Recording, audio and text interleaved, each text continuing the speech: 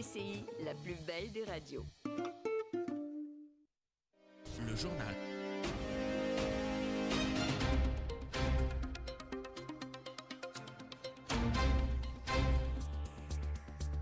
Au sommaire de ce journal, le ministre de l'Intérieur souligne que la Tunisie ne sera jamais une terre d'installation pour les migrants irréguliers provenant de l'Afrique subsaharienne et qui souhaitent rejoindre les côtes européennes. La Tunisie participe aux réunions de printemps 2025 du groupe de la Banque mondiale et du FMI. Le nombre de cartes d'assurance interarabes distribuées dans les pays arabes devra atteindre 5 millions à l'horizon 2030. Report de la grève dans le secteur de la santé initialement prévu le 24 courant après une réunion de négociation avec le ministère de la Santé. À Raza, une délégation du Hamas au Caire pour discuter de nouvelles idées pour une trêve. Météo, température en légère hausse. Bonsoir. L'instance supérieure indépendante pour les élections a mis à la disposition du public les listes électorales préliminaires pour les élections législatives partielles dans la circonscription de Bizerte-Nord et ce à partir d'aujourd'hui jusqu'au jeudi 24 courant. L'instance précise que la période de dépôt des recours concernant ces listes sera ouverte du vendredi 25 au samedi 26 avril. Les demandes de recours doivent être déposées au siège de l'instance des élections section de Bizerte. La Tunisie ne sera jamais une terre d'installation pour les migrants irréguliers provenant de l'Afrique subsaharienne et qui souhaitent rejoindre les côtes européennes, a déclaré aujourd'hui le ministre de l'Intérieur Khaled Nouri qui s'exprimait lors de la séance plénière de l'Assemblée des représentants du peuple au cours de laquelle 10 questions orales lui ont été adressées. Le ministre a souligné que son département dispose d'un plan mis en place en coopération avec l'institution militaire visant à renforcer la sécurité au niveau des frontières terrestres et maritimes. Il a également indiqué que son département dispose de plans alternatifs pour lutter contre toutes les formes d'atteinte à l'ordre public ainsi que contre les réseaux de trafic de stupéfiants.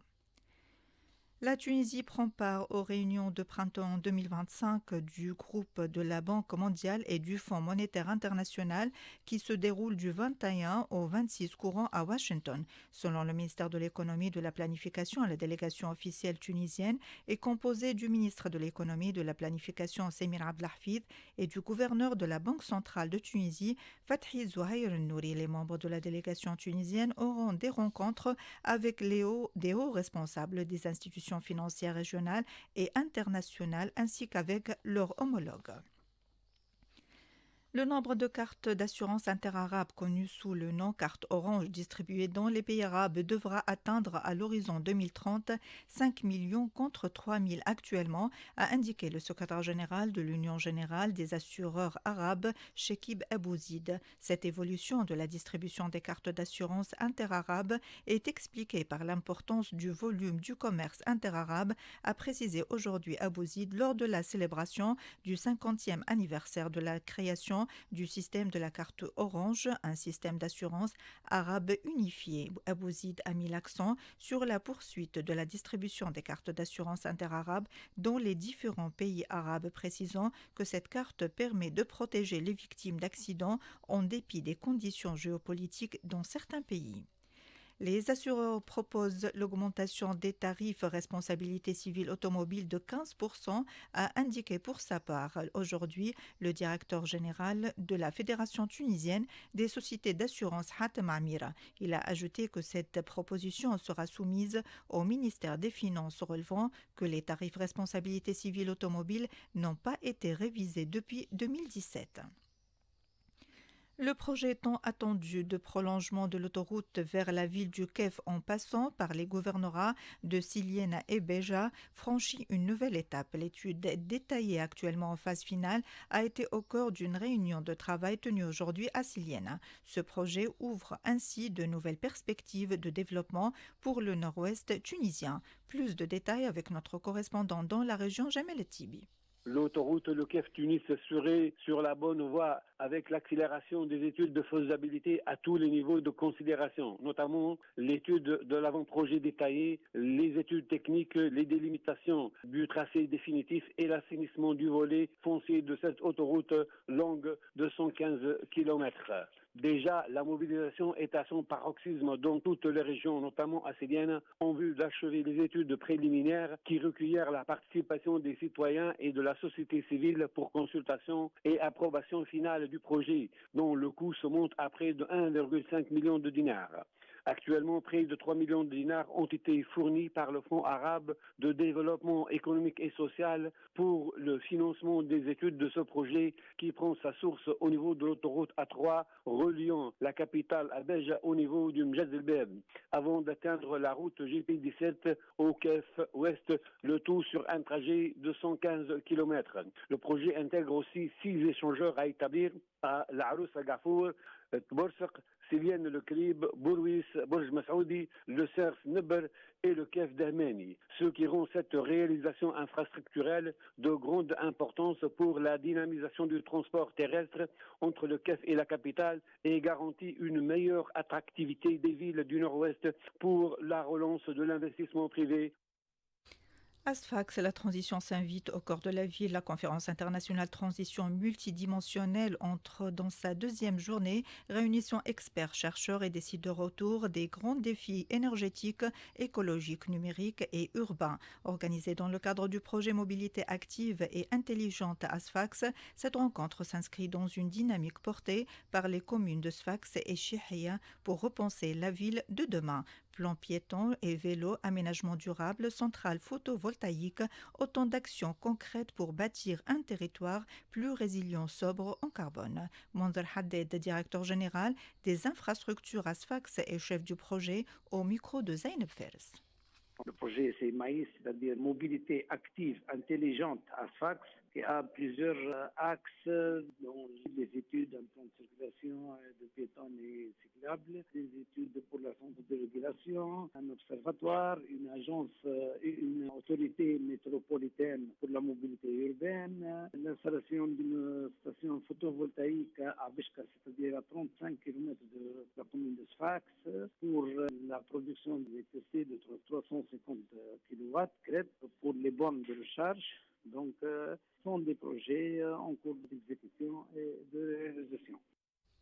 4 corps en état de décomposition avancée rejetés par la mer ont été remis aujourd'hui à la morgue de l'hôpital régional Sedaq Mqaddam Djerba dans le gouvernorat de Médine. Selon les déclarations du directeur de l'hôpital, c'est le maïs à l'état de décomposition avancée des corps empêche toute identification, précisant qu'ils feront l'objet d'analyses ADN pour déterminer leur identité. L'hôpital d'enfants Béchir Hamza a réalisé avec succès la première opération cardiaque micro-chirurgicale sur 2 nourrissons dans le nouveau service de chirurgie cardiaque pédiatrique de l'hôpital.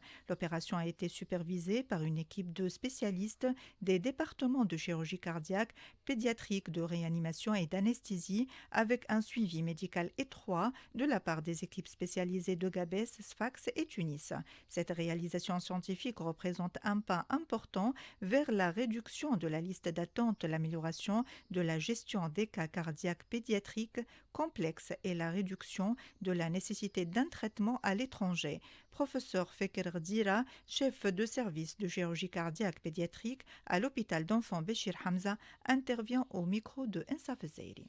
C'est un service qui a été récemment créé. C'est le premier service de genre dédié à la chirurgie cardiaque des enfants porteurs de malformations congénitales cardiaques qui a été créé en Tunisie. Il a été créé avec un double objectif. Un premier objectif à court terme, c'est d'opérer de plus en plus d'enfants porteurs de malformations cardiaques qui sont en attente et qui remplissent les listes d'attente. Et le deuxième objectif à moyen terme, c'est de pouvoir opérer les nouveau-nés avec des malformations complexes et qu'on est en train actuellement d'adresser pour se faire opérer à l'étranger. Donc le service a été créé en début avril et le 16, on a démarré l'activité et on a opéré 2 petits nourrissons, le premier de 3 mois et le deuxième de 21 jours. Pour le moment, il se porte bien. Le premier de 3 mois est déjà rentré chez lui et le deuxième, il est hospitalisé actuellement au service de réanimation. Je profite pour mettre en valeur les atouts de l'hôpital d'enfance et la présence d'une équipe et d'un service de réanimation et d'anesthésie qui sont nécessaires pour prendre en charge ce genre de malades, surtout après ce type d'intervention lourde. Et actuellement, donc, on collabore ensemble et on vise à opérer de plus en plus d'enfants tunisiens.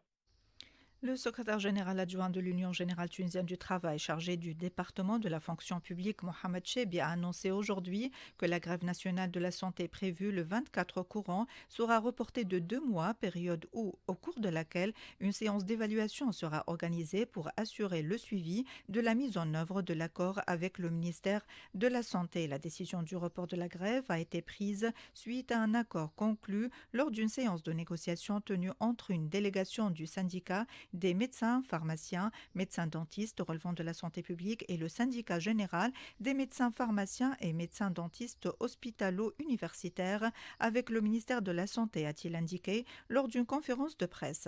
Le procès-verbal de l'accord comprend l'organisation de réunions entre les deux parties pour discuter des propositions concernant le projet de loi sur les droits des bénéficiaires des services de santé et la responsabilité médicale. Il a également été convenu de suspendre l'exécution des peines de prison à l'encontre des personnes condamnées à 10 ans dans l'affaire des nourrissons, a notamment déclaré Chebi, expliquant qu'après les mouvements de protestation, le ministère de la Santé a demandé un recours en cassation, estimant que la responsabilité dans cette affaire n'est pas personnelle, mais liée au manque de ressources et de moyens de travail. Au Proche-Orient, une délégation du mouvement palestinien Hamas se rend au Caire aujourd'hui pour discuter de nouvelles idées visant à instaurer une trêve dans la bande de Gaza où des frappes de l'armée sioniste ont fait au moins 26 martyrs. La délégation tiendra des réunions avec des responsables égyptiens au sujet de nouvelles idées visant à parvenir à un cessez-le-feu dans le territoire palestinien occupé, a indiqué un responsable du Hamas. Israël bloque l'entrée d'aide humanitaire dans Gaza depuis le 2 mars. Gaza est devenue une terre de désespoir, la faim s'étend et s'aggrave de manière délibérée et provoquée par l'homme, a dénoncé aujourd'hui le chef de l'agence de l'ONU pour les réfugiés palestiniens, Philippe Lazzarini. L'aide humanitaire est utilisée comme une monnaie d'échange et une arme de guerre, a-t-il ajouté. Selon le ministère palestinien de la Santé, au moins 1890 Palestiniens sont tombés en martyrs depuis la reprise de l'offensive israélienne le 18 mars, portant à 51 266 le nombre de martyrs à Gaza depuis le début de la guerre génocidaire. Météo, le ciel sera partiellement nuageux ce soir sur la plupart des régions. Les températures seront en légère hausse, comprises entre 10 et 20 degrés. Ce journal touche à sa fin. Un bref rappel de ses principaux titres. Le ministère de l'Intérieur souligne que la Tunisie ne sera jamais une terre d'installation pour les migrants irréguliers provenant de l'Afrique subsaharienne et qui souhaitent rejoindre les côtes européennes. La Tunisie participe aux réunions de printemps 2025 du groupe de la Banque mondiale et du FMI. Report de la grève dans le secteur de la santé initialement prévu le 24 courant après une réunion de négociation avec le ministère de la Santé. Merci à Faisal Ahleli, notre ingénieur son, et Rim Trabessi, notre journaliste web. La rédaction vous donne rendez-vous à 20h. Restez à l'écoute.